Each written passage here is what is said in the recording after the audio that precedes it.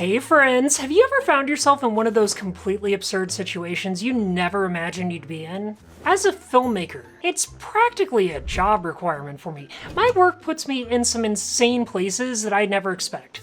And they're always surrounded by people who, let's just say, aren't exactly your average 9-to-5 types.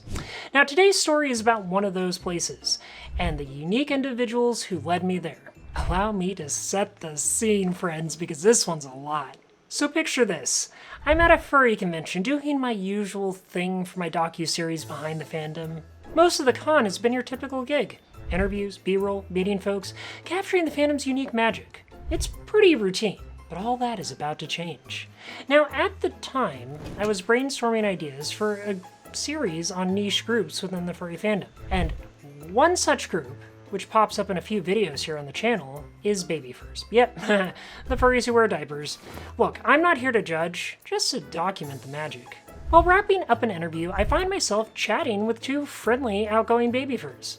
And if you're not familiar, let's just say they have a very specific aesthetic. Think kidcore, short alls, pastel colors, the whole vibe. You could totally pick them out of a crowd, even with your eyes closed. So, I'm telling them about my project ideas, and they are stoked. Like, super genuine, oh my god, you're gonna have to come to our room. Stoked. That's when I get invited to the biggest baby fur room party at that convention. Now, I've seen my fair share of convention room parties, ranging from full-on ragers to low-key hangouts with a few beers. But what's a baby fur party like anyways? I had no clue. Juice boxes and nap time, diaper changing tables. I'm just trying to wrap my head around what the hell this could even be as I approach the door. I knock and the door opens, and a smiling face greets me with a, "Ash, we've been waiting for you." And then the tour begins. The first thing I notice is that the entryway is decked out with a wall of baby powder shakers. A row of cubbies straight out of a kindergarten is on the other side, and there's even some crayon-scribbled art taped to the walls. The whole room is glowing in a soft blue lighting, adding to this otherworldly vibe that is very hard to describe. I feel like I've walked into an alternate universe where kindergarten never ends. My host politely asked me to take off my shoes, so there I am, a pilgrim in a strange land, cautiously stepping further into the abyss. The entry area opens up into the main room, and oh my god. Inside, people are in onesies and are sprawled across the floor, some coloring in their books, others watching Bluey on the TV while clutching oversized plushies. And to my left, well, someone's happily dishing out snacks, wearing nothing but a diaper and a t-shirt.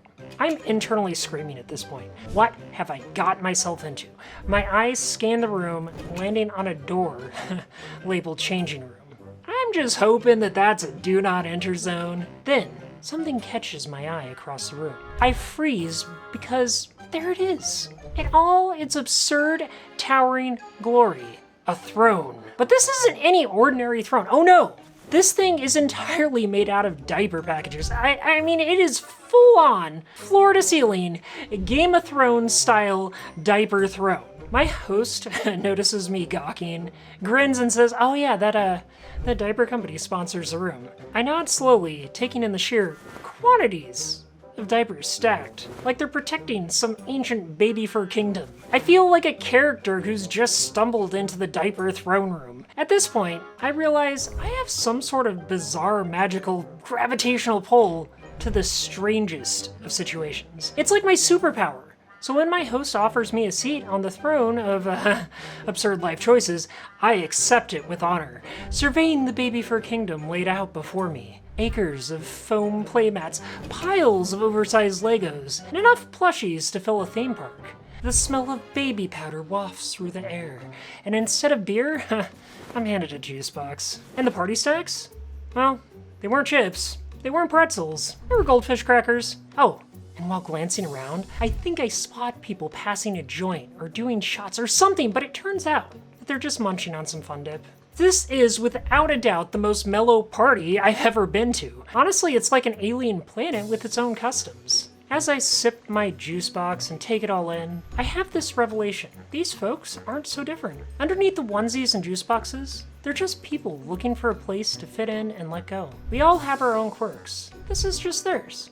After a few conversations, I return to the rest of the con. Humbled and, well, honestly, mildly relieved to be back on familiar ground. So what's the moral of this adventure? Well, the world is full of strange and unexpected things, and sometimes the weirdest moments are the most memorable. And remember, if you've ever questioned your own life choices, just imagine me, sitting atop a diaper throne at the heart of the baby fur kingdom, watching over a realm of foam tiles, juice boxes, and weirdness. Friends, this is what makes life interesting. Embrace it. Thank you so much for tuning in, friends. If you enjoyed this awkward, hilarious journey, please consider hopping over to my Patreon, where you can get lots of cool perks like your name in the credits and so much more. And you can help me bring more of these cursed stories to life. Anyways, I hope you all have a wonderful day, friends. Goodbye!